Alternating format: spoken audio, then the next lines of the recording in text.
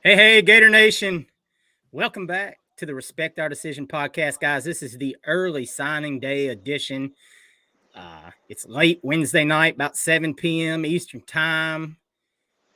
It's been a rocky day, fellas. I mean, I know most of y'all out there are probably feeling the same. We've got some positive stuff to talk about. We're going to lead the show off with the positive stuff. We're not going to just hammer the negative. So if you're tuning in and you're like, I'm tired of hearing negative today, need to hear a little positive, you've come to the right place.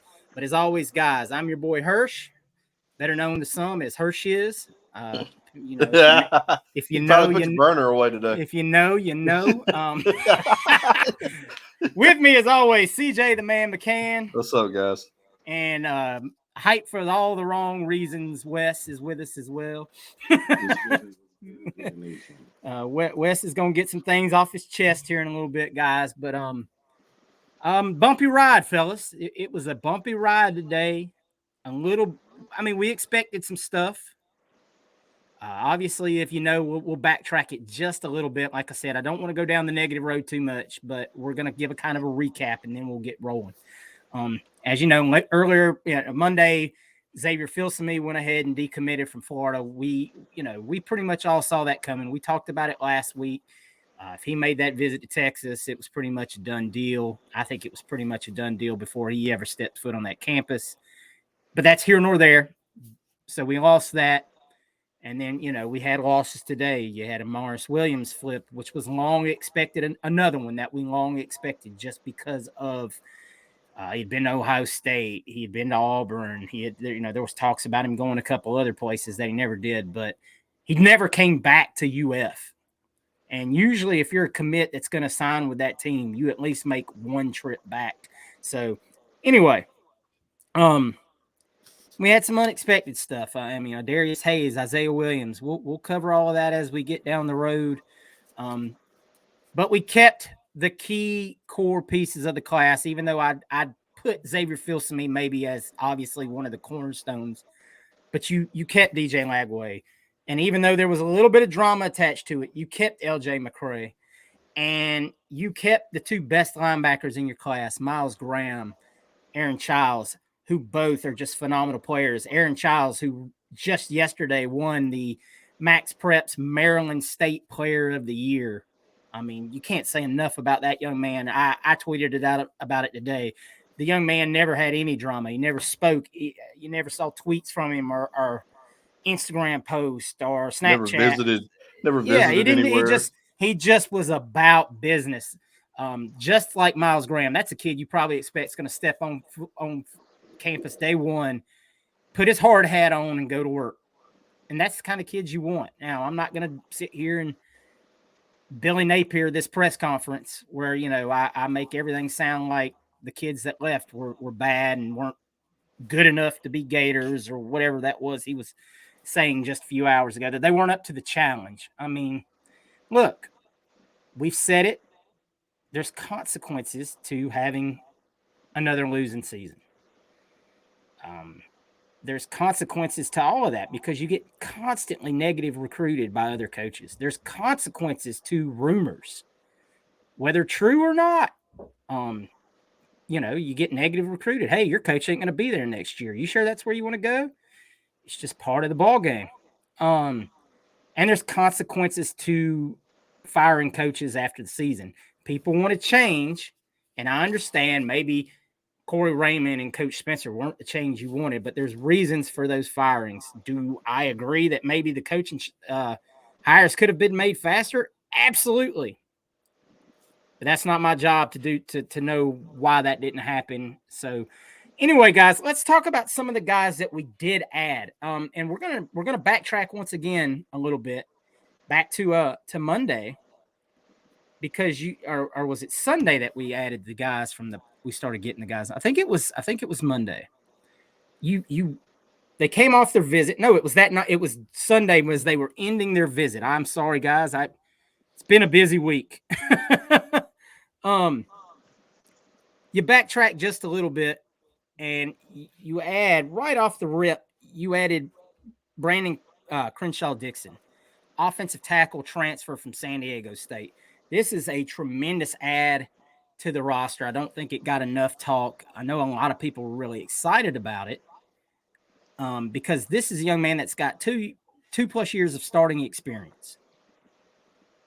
Coaching staff from San Diego State told people, not us obviously, but people from various news outlets that they thought this young man was better than Simmons, the young man that went to Ohio State last year that we were after.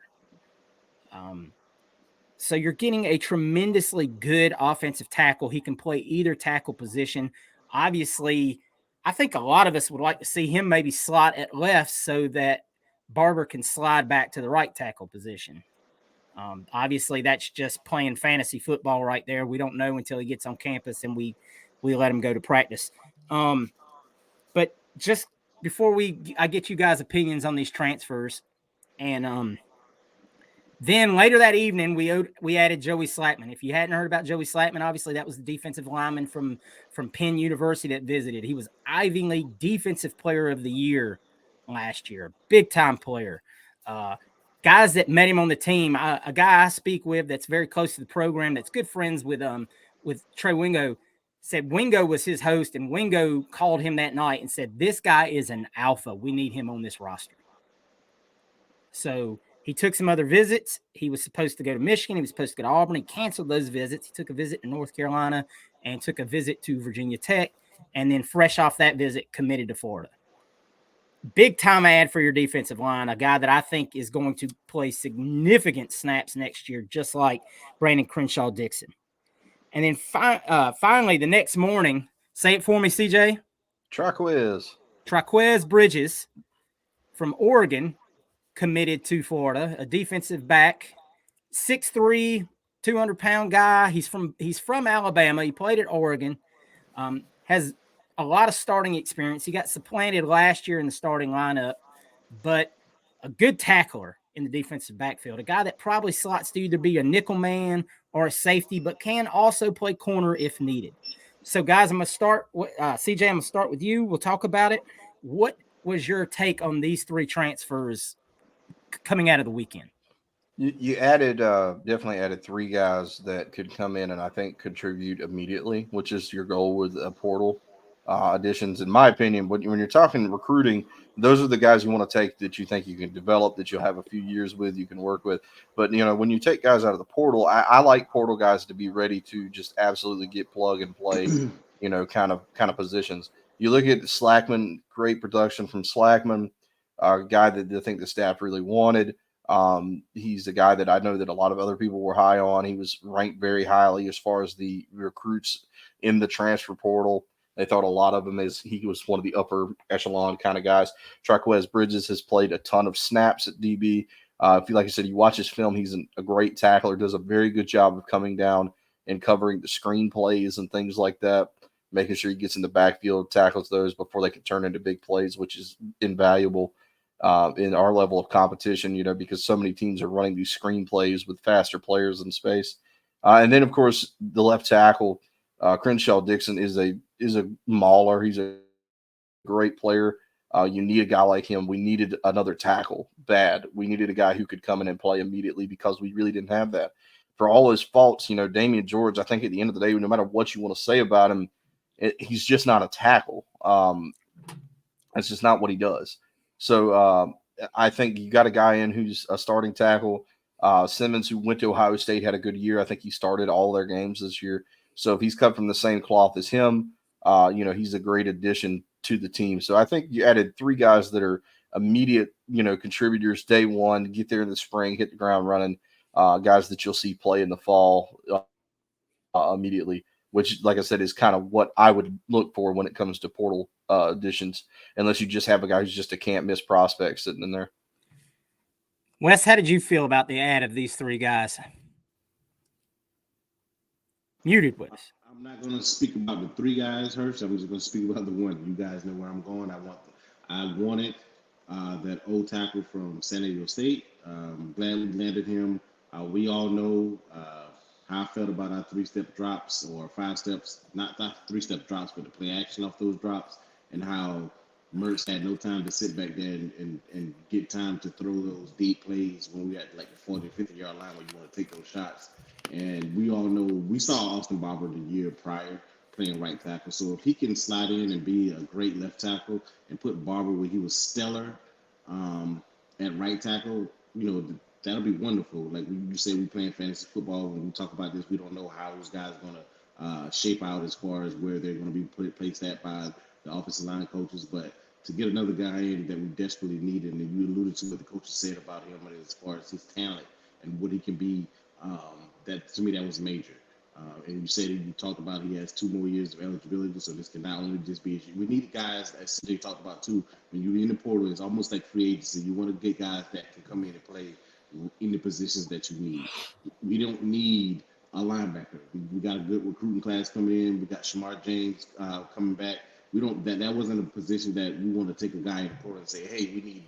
If you want to get back into in the trenches and have guys that can come in and step up. You want to attack your weaknesses, and to me, they did that. We have some younger guys on the roster that can probably come in and fight for position in the guard, but tackles we didn't have any, in my opinion. We saw the guys that came out last year. The only guy that I believe you all concur is Barber, and he dealt with some injuries last year. He was playing out maybe out of position, maybe left right tackle is more better for him because you playing left tackle, you're just going against the best defensive lineman on the field.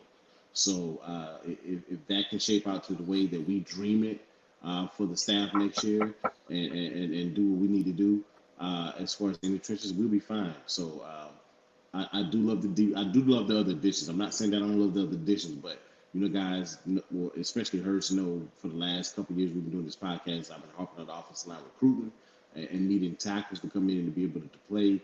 Hopefully, I was hoping that we get a good 5-star to come in and play, but this guy has 2 more years, has experience, was still there. The coaches, his former coaches speak highly of him.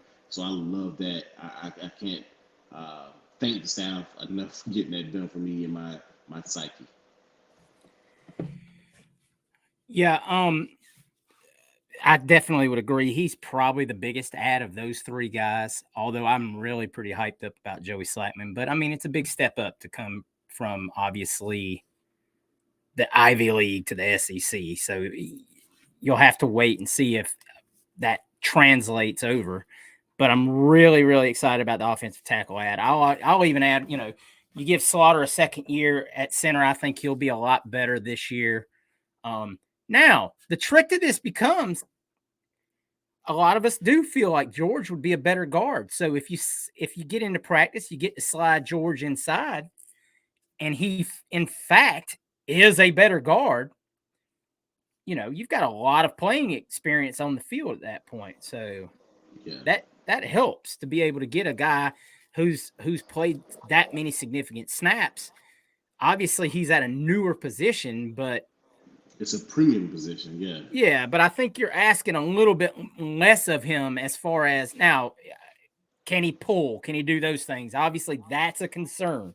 You got to be quick of foot. You've got to get downhill fast on those kinds of plays, and that will be question marks that you'll only be able to find out in practice. I think the Gators are still looking to add a offensive tackle in the transfer portal. Could that be Mr. Tarquin? Could he be coming back? He's in the transfer portal. He was offered by Florida right after he entered the transfer portal. The streets are talking. There may be a chance in that. I think it would be a hard transition to leave and come back. I know CJ is first in line for the hey. I'll take Mr. Tarquin back on the offensive line tomorrow. But hey, that's experience.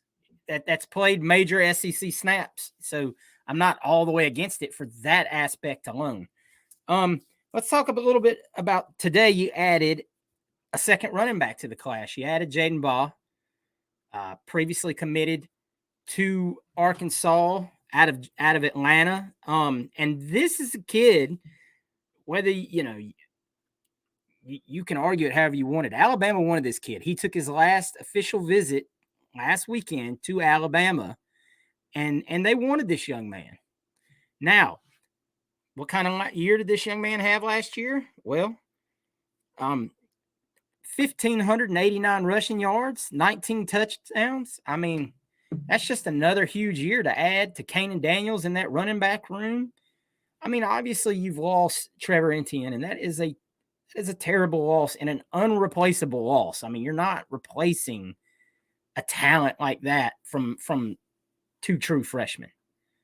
But at least now you're adding some really quality pieces to that room that have shown production and were wanted by SEC teams. So get them in. You know, you've got Montrell Johnson, by all accounts, as of right now, recording the show, he's coming back next season. You've got Montrell. You've got Trey Webb, who's already shown he can do it. So you've got Cam Carroll. Hopefully he can come back. Never can tell if he's going to be 100% after another knee injury. But the running back room got a lot stronger. So excuse me there. You added Gregory Smith, a guy that you had been recruiting for a while in the safety room. Long, lengthy athlete out of Tampa area. So that's another guy that you're really happy to get your hands on. Coach Harris likes the kid, apparently, from what little film he's been able to watch since he's on the job.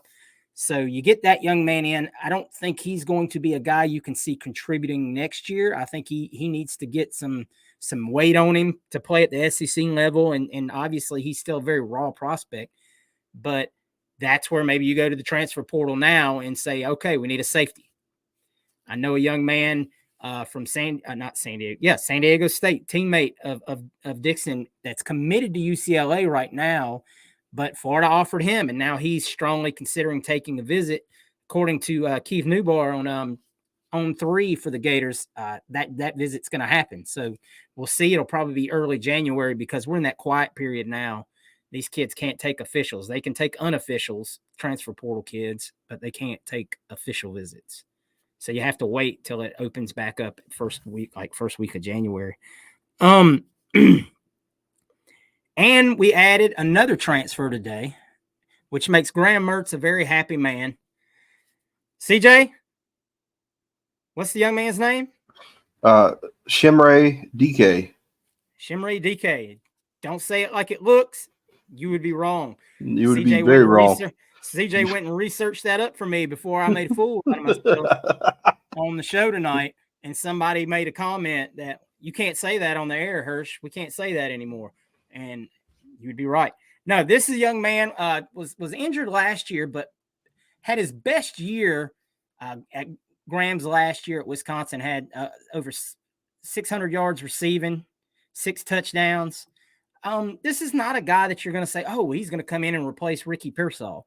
No, you ain't replacing Slick Rick. You're just not doing it. But this is a guy that Graham already has a rapport with in a very young receiving court. Room. Obviously, you've got some guys with experience coming back, but nobody with major catches or anything like that. So good to get an experienced wide receiver in the room that your quarterback already has a relationship with. Hopefully they just, they're probably going to click as soon as he gets on campus. He'll probably be Graham's roommate. And they'll be working out all summer long because that's what Ricky and Graham did last year. So you get him in. Hopefully we're going to get us an offensive coordinator here shortly and things will start clicking there. That's a conversation maybe for next week. We're not going to deep dive that right now. Wes, what's your take on the guys that we added today? Who are you excited about? I'm excited about I'm going to go non-obvious. I'm excited about Amir Jackson, the tight end. We're talking about the 3 guys, the new guys, my man.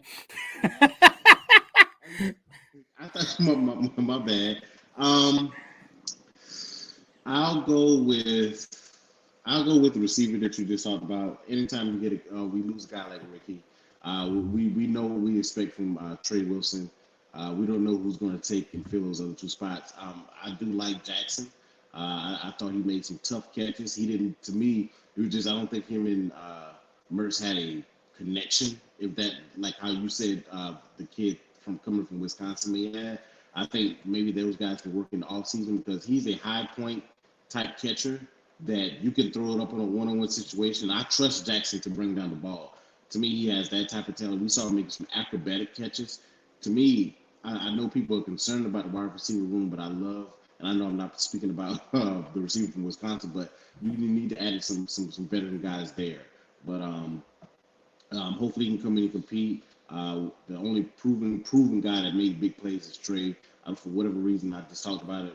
Jackson and Mertz couldn't seem like they could get on the same page. Hopefully they can work those things out. But we got some young guys coming as well. But I love the added depth there in the receiving room, especially when you have some young guys like Abrams and those guys coming in who may not see the field right away year one. You want some proven guys that if, say, Jackson gets hurt or something happens to Trey or Andy Jean's not right or Andy Mizell's not right, then you have a guy that can come in, or maybe he supplants those guys and comes in and say, hey, because of that relationship with Mertz, he makes those catches and run those routes where Mertz knows where he's going to be, a dependable guy. You want a guy that you can trust to know where that guy is going to be. Sometimes the young guys, for whatever reason, don't always be where the quarterback expects him to be. So to add a guy like that for the depth is a big pickup.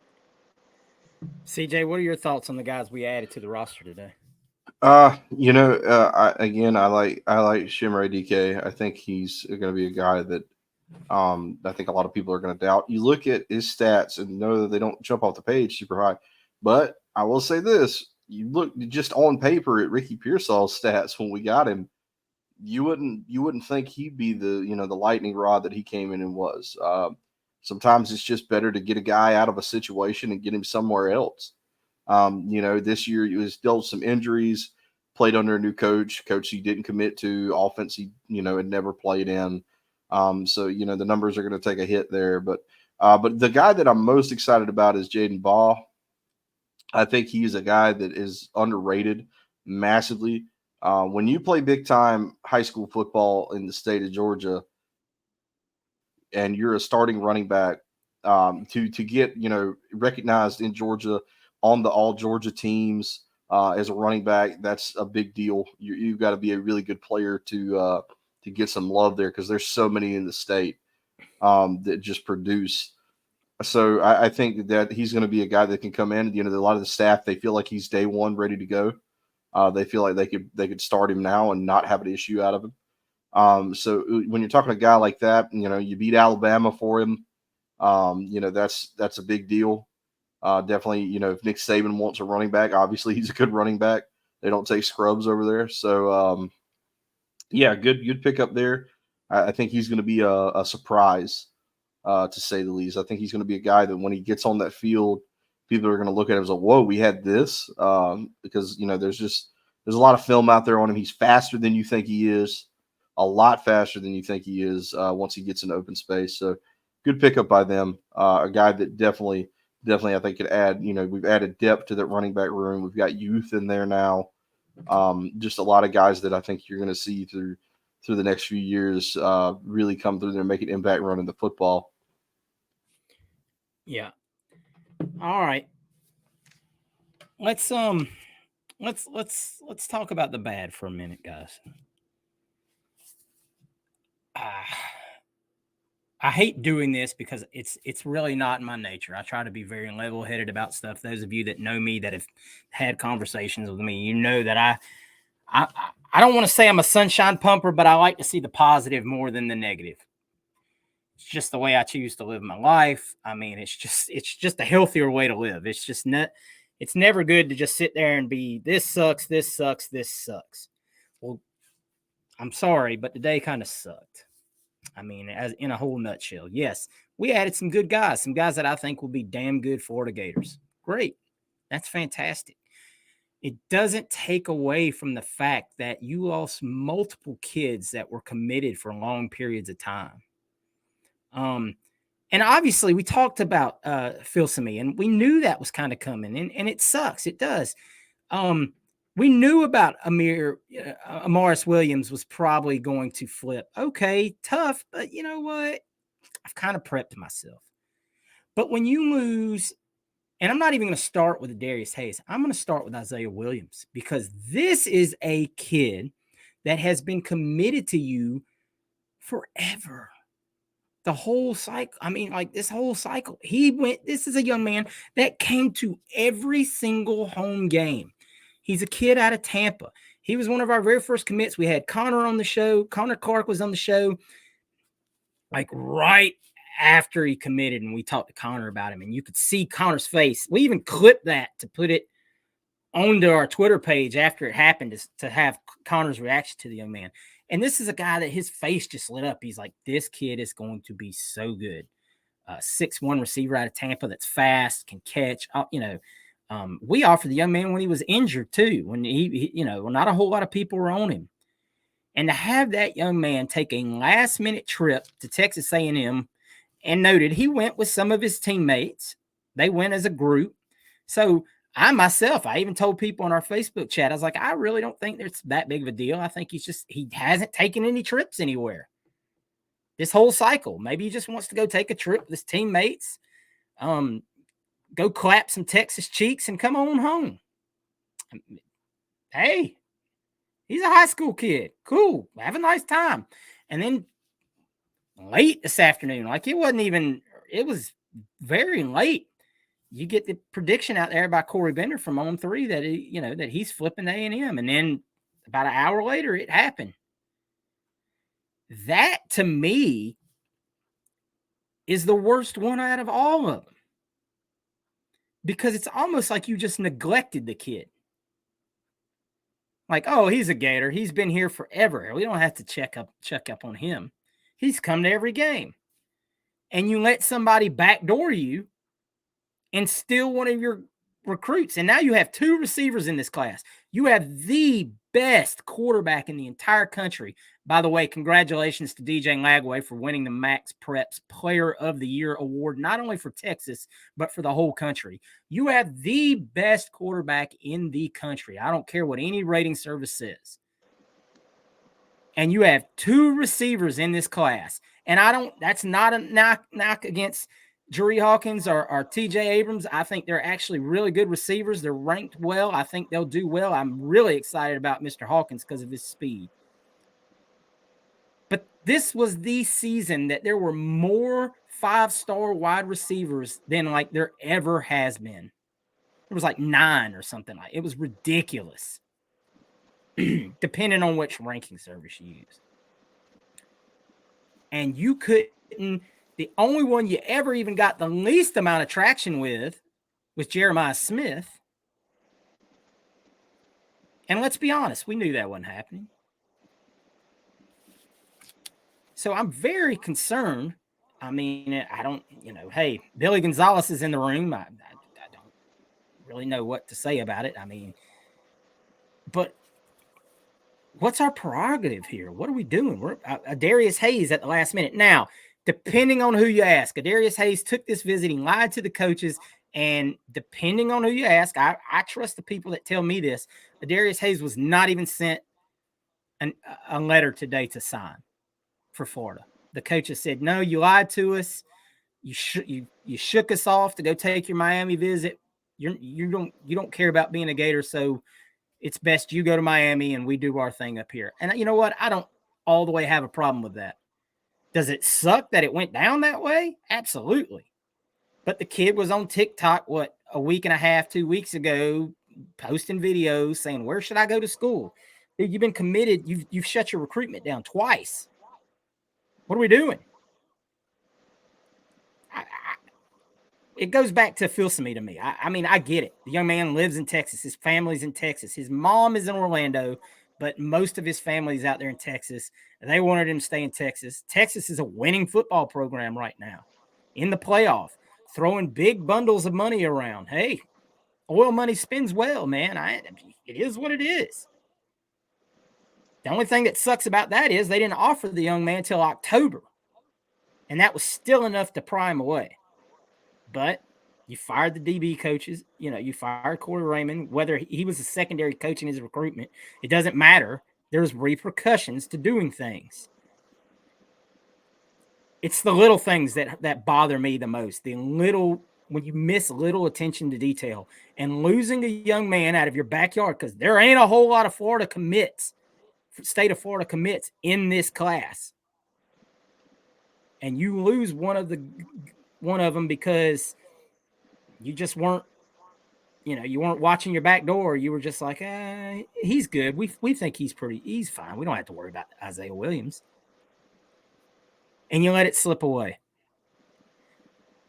Wes, I'm going to start with you because this was your class. And I know you're heated.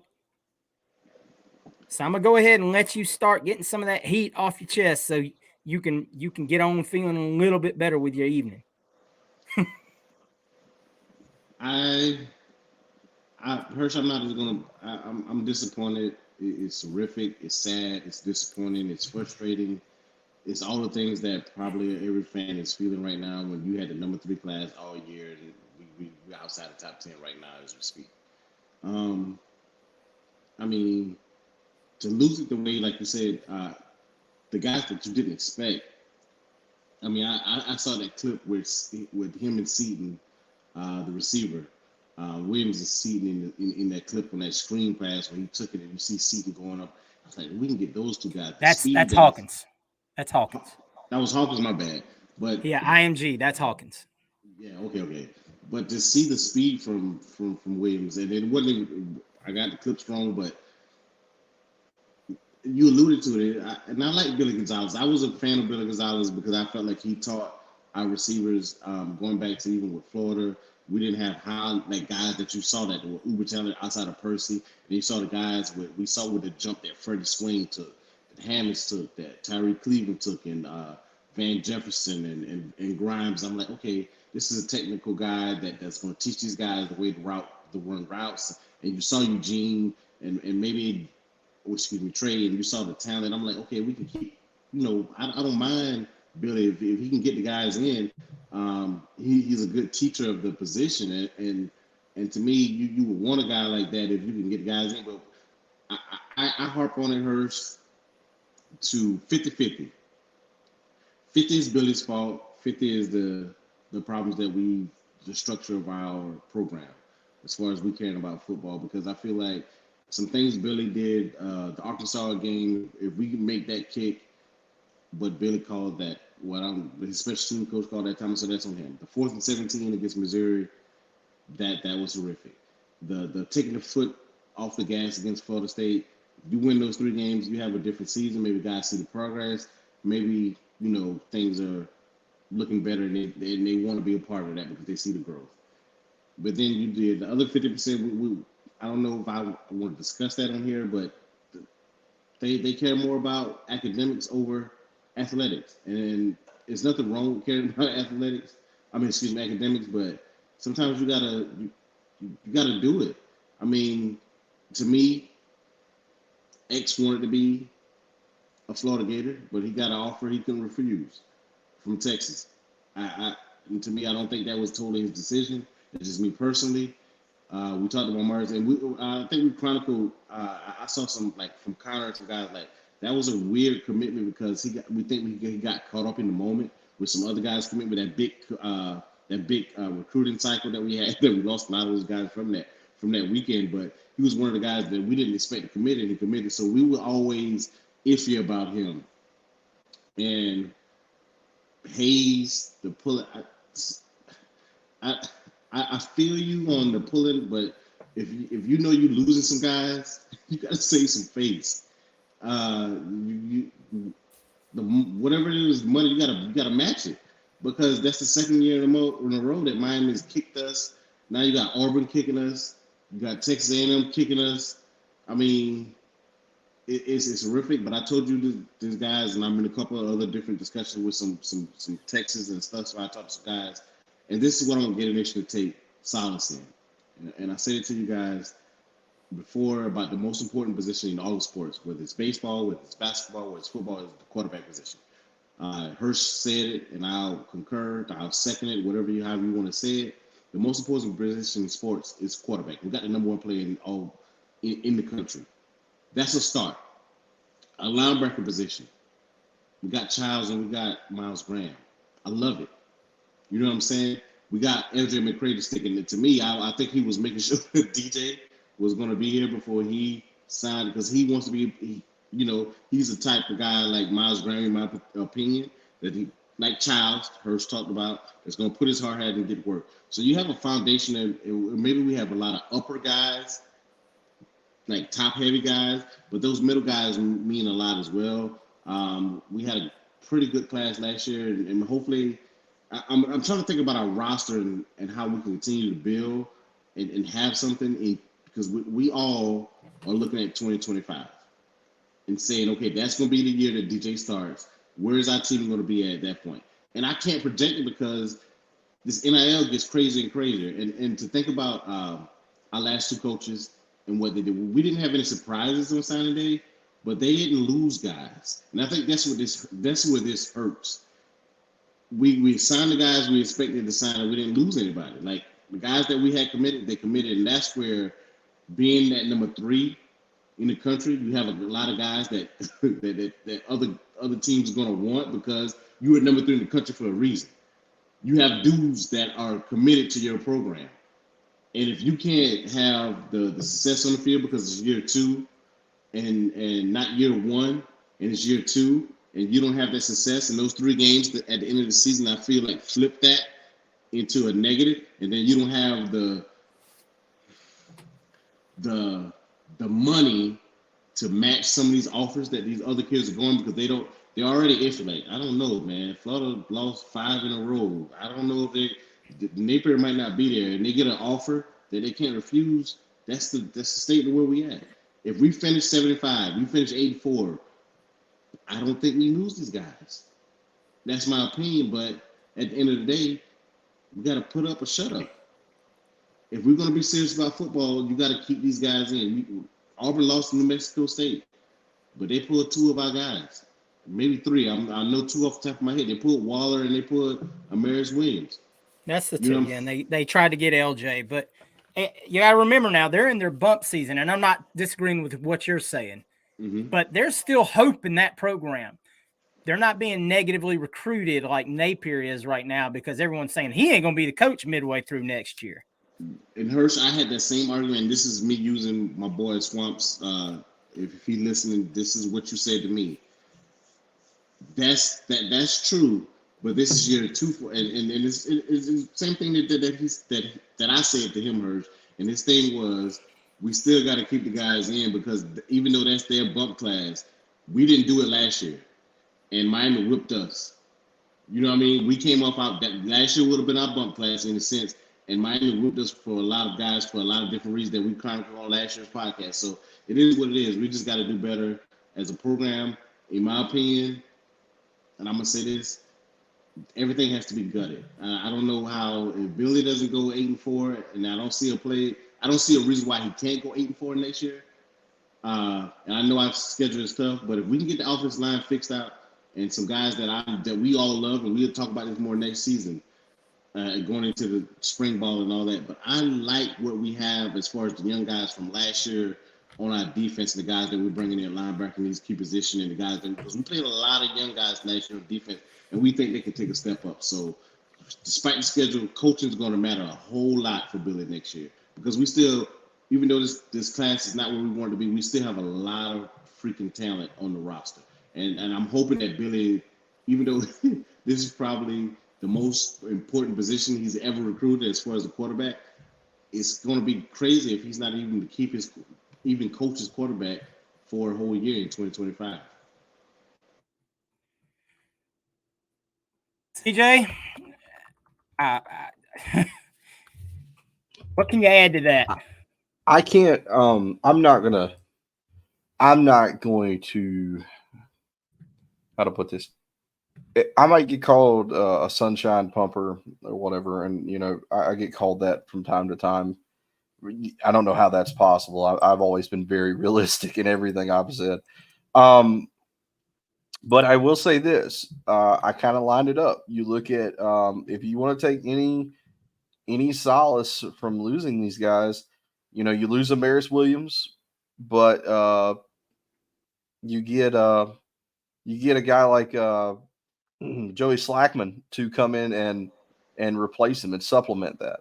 You lose Isaiah Williams, but you get Chimere DK to come in and supplement that. You lose Xavier Filsamy, but you get Triquez Bridges to come in and supplement that, along with another guy that we're trying to recruit that also plays safety. So, and then you get a better offensive tackle than any of the offensive tackles you got in this class. A guy that can play right now. Not to say those guys can't develop, but we don't know. They're not going to come in as freshmen and you really change our offensive line at all. So that's what's going to be key now. Now you have the scholarships, you have the spots. You need to go heavy and get as much from the portal that you can get to win this year. That's all that matters right now. I'm not worried about recruiting in 2025. Not worried about that class at all. I don't care. We'll talk about that class. I mean, it's not as bad as it sounds. Talk to me about that class in October. Yeah, we're not ready. I don't care. We're I not want to ready. see. I want to see. I want to see where we're at. As far as winning goes, that's Billy's job now. It's time now. You've got to win. I think with the recruiting class, even the hits that we took, I still think that they were at positions where we weren't exactly dying. It wasn't like you're losing a whole bunch. Especially if you're able to get a portal linebacker or two. I didn't mean to cut you off, CJ, but that's my point about next year. We're not Right. dying at those positions where they're positions of need. So would you rather have them? Sure, I would rather have a Morris Williams and a Darius Hayes and Isaiah Williams and Xavier Filsaime for sure. I think he's the only one that I'm like, damn, we really needed that. But you've got an opportunity now to supplement that, and so far you've kind of done that with a few guys. You've got what, 4 now in your recruiting portal class, and I think too you're going to have to look at going forward. I think this is true for every program. If you have the number one recruiting class, then it really doesn't matter. Georgia, whatever, it doesn't care. But for like most of the other programs, you've got to look at their portal class and their recruiting class as like a whole now. You got to say, okay, well, they did this in recruiting. What did they do in the portal? That's what's going to matter now at this point, because, like I said, long-term success, you want to be able to recruit well. I'll die on that hill. But right now, to win some games, you're going to have to put the legwork in the portal. I know we're all hearing stuff, every one of us, about this and that and this and whatever in the portal. We'll see how it goes. But if they can come out of this thing, and we're sitting here, like I said, in February, when all the dust settles, let's see where we're at then. Let's see what we got. If it's not much better than, hey, that is what it is. But I feel like I don't think we have a full idea what we're dealing with until then. I think that's the main goal now. You've got to get these guys out of the portal. We're going to have that second portal kind of wave. You've got players that are playing in bowl games, things like that. They want to do that. Playoff teams, whatever. So give us some time. Let's see what happens. We're not dead in the water. There was a lot of players in the portal, a lot of great players in the portal early on, but they weren't at positions where we really needed them. There's a lot of wide receivers in the portal, and just some of them weren't great, or they had not played a whole bunch. And you were just dealing with a lot of that, and it was like, those are great players. Would you like to have them? Yeah, but we need help everywhere else. The wide receiver room is bad. Like I said, when it comes to Isaiah Williams, I understand. I like Isaiah Williams' film. He's a fast guy. I love to have speedy receivers, but there ain't nobody faster than Jere Hawkins. If you turn on the tape, watch IMG play football, he's the fastest guy on the field every time. Bar none. You can't catch him. But you look at the room, you've got you got Jere Hawkins, you've got Aiden Mizell, Tawaski Abrams, Aiden Mizell. You've got Andy Jean. You've got Eugene Wilson. You've got all those guys, like a really good young core of players that all do very similar things. And I think a lot of that with Isaiah Williams, I think Isaiah Williams might have seen he's got a better chance to play earlier at Texas A&M. Because Isaiah Williams of what he does. I'm not saying he's a bad player. I'm just saying you've got a lot of other guys in the class that are kind of guys that are the same, right, doing what he's doing. And so I totally understand why he probably went to Texas A&M. Would you rather have him? Of course. like I said, there's not a kid that we lost today that I would say I would rather not have them. There isn't one of those guys. There's none of those that we've lost that I'm like, well, I'm glad he's out of the class. But I'm just saying at this point now you have a portal. You can try to fix some of the gaps you have in recruiting. Will we do it? That's yet to be seen. But until it's nail in the coffin, we've proven we're not going to. I'm not going to assume that we can't. Yeah, like I said, my biggest problem with say Isaiah Williams is like that's a kid that you just had committed for so long. It's not that I don't feel like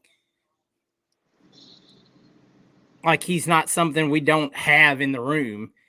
It's more of the fact that it's just attention to detail, and that drives me crazy. Where is your attention to detail? Where is somebody? I mean, these questions just have to be asked for right now. Is somebody checking up on these kids regularly? I know, say, Bree and Katie do stuff like that, but damn it, man, that's not your position coach.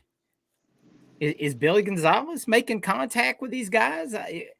It's just little things that you worry about, because if you're not at this level, you're up against Georgia, you're up against Alabama, you're up against A&M, and now Texas, Oklahoma, all of these guys. This is an elite recruiting conference, and you can't slip.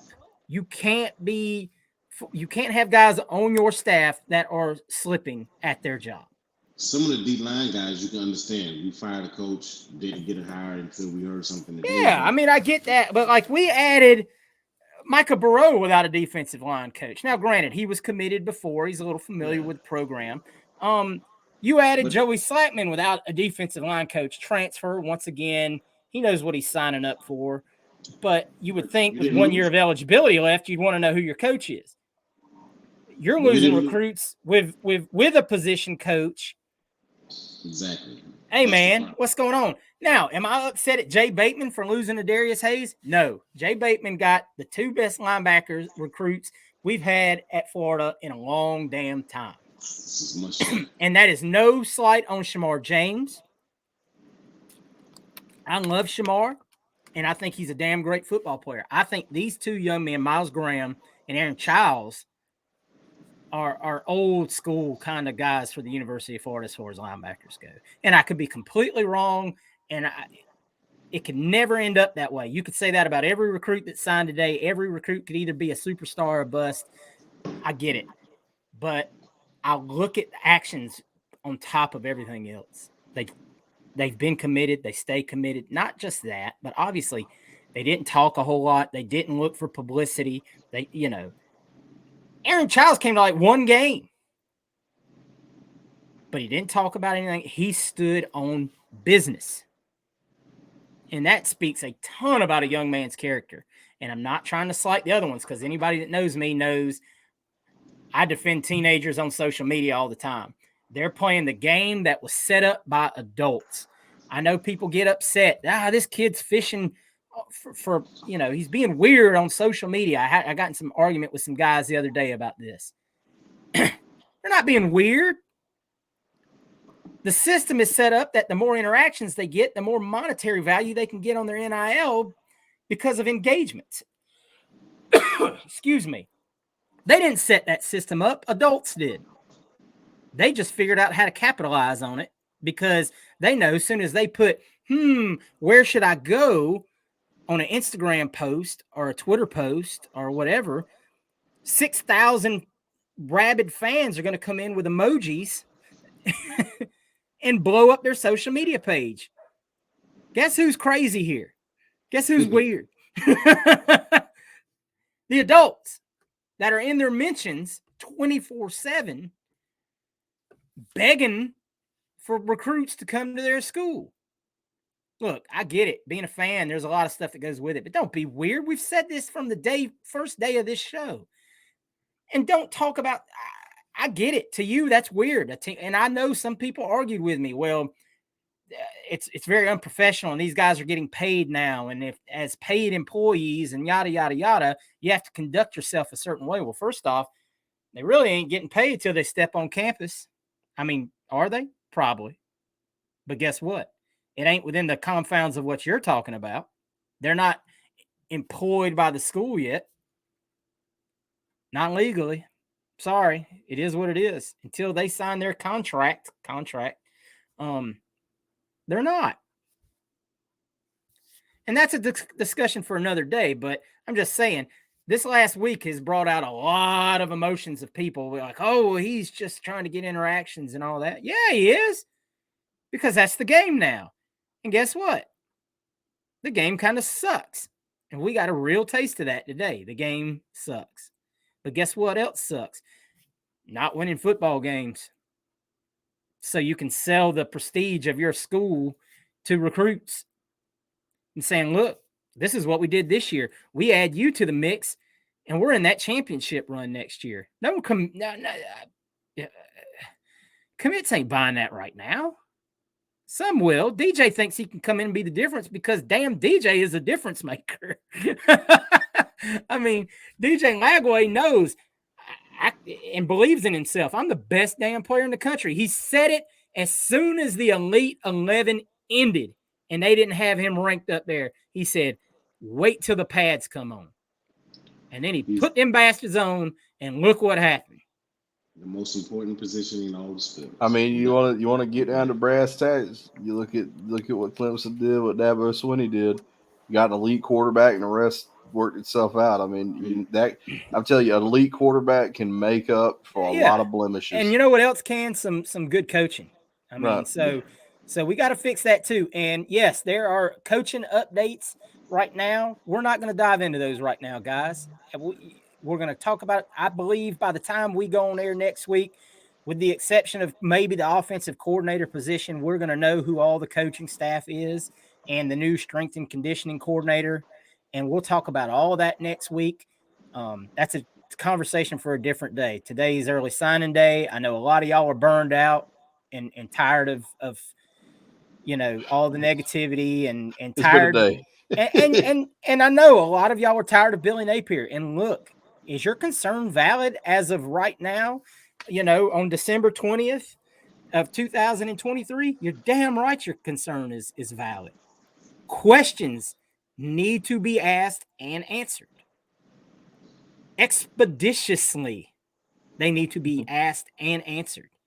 And or else this time next year when we're having this conversation, we're not talking about Billy Napier's signing class. We're talking about another new coach's, transitional class. Yeah, I mean, then too, you got to look at it that way of just you got to stop taking it to the point of the extreme of, oh my God, if Billy doesn't do it, then we're going to get another coach. If he doesn't work out, you hire another coach, and he's going to try. And we're doing the same cycle all over. It is what it is. It's how it works until you find one that fits. You find one that can make chicken salad out of chicken shit, and that's just the way it is. You're one coach away.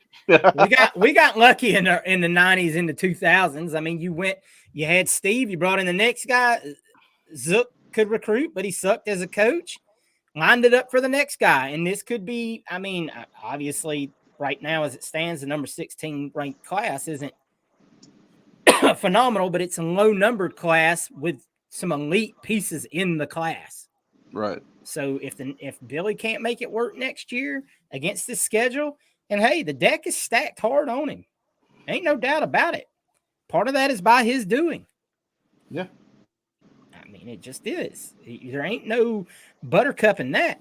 But if you can get out ahead of this schedule next year, and it's there to be gotten out ahead of, I mean, you've got key home games early against teams breaking in new quarterbacks, new coaches, all that round and round. You've only got four true away games, and they're on the back end, and they're mostly all on the back end. So if you can get ahead of this schedule and you're sitting at 6-1, 7-1, is that likely? Not as today. I'm not saying it is. But if you find a way, then you save your job, and we talk about this again next year. And maybe you get some more positive recruiting results, because that's what Mike Norvell had to do. Had some crappy years, but started showing some progression towards the end of that, that year, and then he went 9-3, and now we're sitting here 13-0, and you lose all your 5 stars on signing day. I like it. Look, man, look. It's been a day for a lot of teams. Now, think about this. Georgia's lost like 3 5-star recruits this cycle. Now, they gained one back today, but now, obviously, I know the argument is, hey, Georgia can afford to lose 3 5-star recruits in a cycle because they're going to get 6 or 7 or whatever it is. And that's a whole nother problem. But you got Florida State out here going 13-0, and they're losing, or 12-0. They're losing all their dudes. No, 13 because they won their championship. I mean, hey, it could be worse. If we just finished the season, we're sitting 13-0, and we're 9th in the recruiting ranks, I'd be really pissed today. Probably more so than I am right now. So, guys, yeah, we're losing 17 kids on top of it. Every doubt. and your guys sitting out the bowl game when you're about to get smashed into the earth. I guarantee you, if we went 13-0, there's no way we don't finish with that. We don't finish that. Well, we don't finish out of the playoffs either, but that's a whole nother conversation. Good point. Anyway, guys, we wanted to make a little joke here. We're trying to make light of some things. Guys, we know, hey, we share your frustrations. We wanted to share that on air with you. There ain't nothing, once again, we say this all the time, and I hate that we have to say it all the time, but there's nothing we can do about it other than talk through it like we do, man. We get in our little Facebook chat. If you're not part of our Facebook group and our recruiting chat, make sure you go join in there. We have some great conversation, no insulting of each other and saying you don't know ball and stuff like that. We just talk, man. We share the information that we have, and we talk like gentlemen. If that sounds like a place for you, then come check it out, man. Join our Facebook page, Respect Our Decision, and you can get into that chat. Until then, man, we just got to keep our head up and hope that the Gators jump in this transfer portal here for the rest of this cycle and add some kids that can be difference makers. And, maybe next season we're looking up and our recruits decide they want to stay with us. That's all we can say right now. CJ, what you want to add before we get out? No, just thank you guys so much for supporting us, supporting the page. I'm sure you guys are going to do great on this video. As you know, this is the talk of the town right now. So leave those disgruntled compliments down below. If you need to vent in the comments, you're more than welcome. Just don't aim the comments at me. I didn't do anything to you. Thank you guys so much. Check out our friends with the Alma Mater. Use our link. They've got all kinds of stuff over there. Probably not going to get it in time for Christmas. I'm sorry you waited too long, but you definitely get it a week after Christmas. Maybe you get it for Kwanzaa or whatever. Check that out. The basketball stuff is starting to come out now with basketball season full swing. Good job by the Gators. Big win last night over Michigan. Gutty win. On that topic, by the way, I got us a guy that I've been talking to, trying to line up to get him to come on here and do some basketball updates for us. It's a good time for it. We're about to enter conference play pretty shortly. We're going to get some updates for you guys before CJ can start going on a baseball rant. Boy, I'm praying. Baseball can't get here fast enough. Get some positive news. Get some positive things going on. Thank you guys so much for supporting us. Yeah, we're a baseball school now. We are Vanderbilt. Just thank you guys so much. Merry Christmas to all those who celebrate this weekend, guys. I hope you and your family have a great time. Stay safe. That snuck up on me. I'm sorry. I know it. It does us all. Especially this year with it being on a Monday. Thank you guys so much for that. Enjoy your holiday. Enjoy your family. Kind of take a break. Take a breather. Signing day's done. Just take a breath. Because we've been running a marathon here for months. So enjoy time with your family. Stop worrying about Billy Napier for a little while. Don't let Billy Napier destroy your holiday. Don't let him ruin your Christmas. But no, thank you guys so much for that. I really appreciate it. Really, really from the bottom of my heart. Enjoy your holiday. Yes, sir. Wes, take us home, buddy. Yeah. Most important position in all sports is if you're gonna feel bad, take, like we talked about at the beginning of the podcast, take solace in the good. You got the most important player, the number one player, DJ Lagway, quarterback. You got an alpha, Miles Graham. Aaron Childs. I love Amir Jackson. I feel like that was a position need for tight end. I kind of spoke too fast when Hurst was asking about that earlier, but that's the athletic tight end that we were missing since, of course, the great Kyle Pitts. I'm not saying he's Kyle Pitts. I'm saying the athletic type tight end. We saw some plays that if our tight ends were more athletic last year, that we could have done some things. And the fifth player, so I went DJ, Aaron Childs, Miles Graham, LJ Amir. McCray. Yep, and that's where I was going. The last player would be LJ McCray. So take solace in that 5, and hopefully that. And to me, he's the alpha. And to me, those guys. I'm not gonna go with Mears because I haven't heard from Mir, but I'm gonna go off what her said about Childs, and I'm gonna go off what I know about Miles Graham for all that I've seen from him and what I've seen on film from Amir and what we all know and love about DJ Lagway. We have a good core there with that 5, and we know what the transfer portal is becoming. So we have to take a solace and okay, maybe we can get some guys in this transfer portal to fill positions of need, like the offensive line that we all think we need. Some guys on the back end, maybe in the secondary, that can help Castell. I'm a big fan of Thornton. I'm a big fan of Denson. So I'm looking to next year, like we talked about, we can start off very fast next year. So this hurts as far as you want those guys like CJ talked about, as far as those middle guys to build up that. But we have a good core of guys that I believe at positions need that can push us in the future. So as always, I love that part of that. So I'm gonna stick with the good and think about those 5 guys and be like, those guys can need to get a nation back where they need to be. So go Gators and think about those guys and look at their film. And what is it called, Hirsch? I'm not gonna say the word that Connor told me not to say as far as when you want to search those guys' film. What should they search those guys' film on? A huddle? Yeah, huddle. Check out the huddle. Check out Max Preps. Check out Cal Preps. I think they have stuff there. Wish you used to call it hoodie. Hoodie. He was thinking about that Henny. Yeah. And as a receiver, I know you guys talked about Abrams and the lack of receivers as well, but Hawkins is a very, very he's very good, fast. but yeah. All All right, guys. Go Gators. Wes is ready to get out of here, man. Merry Christmas. Hey, from all of us here, guys, absolutely. Merry Christmas or whatever holiday that you and your family celebrate. You enjoy it. Enjoy the time with your family. And we'll hit you up before New Year's, guys. And go Gators. Go Gators. Gators.